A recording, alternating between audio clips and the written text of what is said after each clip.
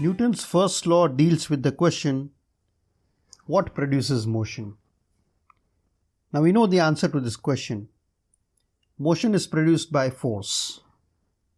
So the next logical question that would come to our minds is, how much force is required to produce motion?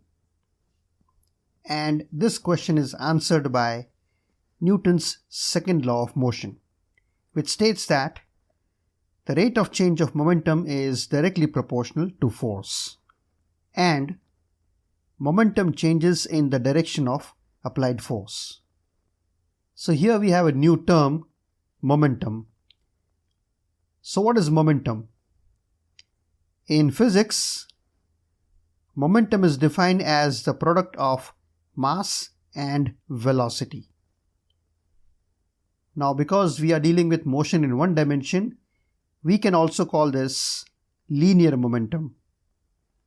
The symbol of momentum is P, and that's equal to m into v. The SI unit is kilogram meter per second and the CGS unit is gram centimeter per second. And since momentum has both magnitude and direction, it is a vector quantity. So that's the physics part of momentum. That's the concept of momentum. However, what exactly does it mean?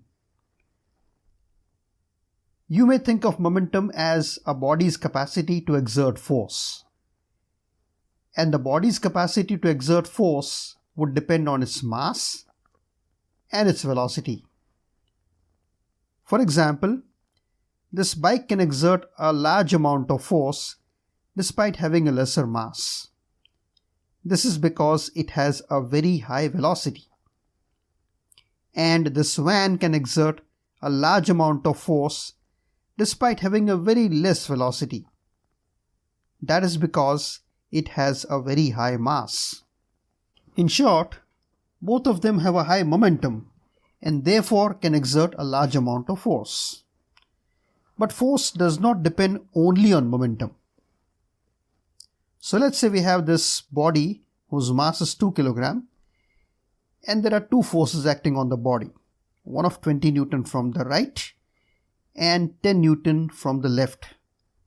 So the net force acting on the body is 10 Newton. So let's see what happens to the momentum of this body over a time period of 4 seconds. Initially, the body is at rest and therefore its velocity is 0 and its momentum is also 0.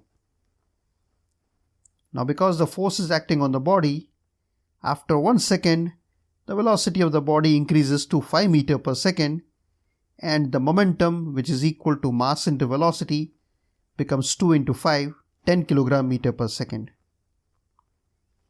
And this continues over 4 seconds, and we find that at 4 seconds the velocity of the body is 20 meters per second and the momentum increases to 40 kilogram meter per second. Now what is the change in momentum over these 4 seconds? Change in momentum is denoted by the letter delta P. At 0 seconds it would be 0. Change in momentum from 0 second to 1 second would be 10 minus 0, 10 kilogram meter per second. And at 4 seconds, the change in momentum would be 40 minus 0, 40 kilogram meter per second. Here we see that if the force acts for a longer period of time, there is a greater change in momentum. That means change in momentum is directly proportional to the time for which the force acts. Now, what if we increased the amount of force from 10 Newton to 20 Newton? In that case, we would find that the velocity of the body at 4 seconds would be 40 meters per second and the momentum would increase to 80 kilogram meter per second, which means that the change in momentum over 4 seconds would be 80 kilogram meter per second. Now this happened because we increased the amount of force. So that means the change in momentum is directly proportional to the net force. And here because the force acted towards the right, the momentum also changed towards the right. So now we have two conclusions. The first is that change in momentum is directly proportional to the net force. And the second is that change in momentum is proportional to the time for which the force acts. So we combine these two and we get change in momentum is directly proportional to the net force into time. If we transpose time to the other side, we find that change in momentum upon time is directly proportional to net force.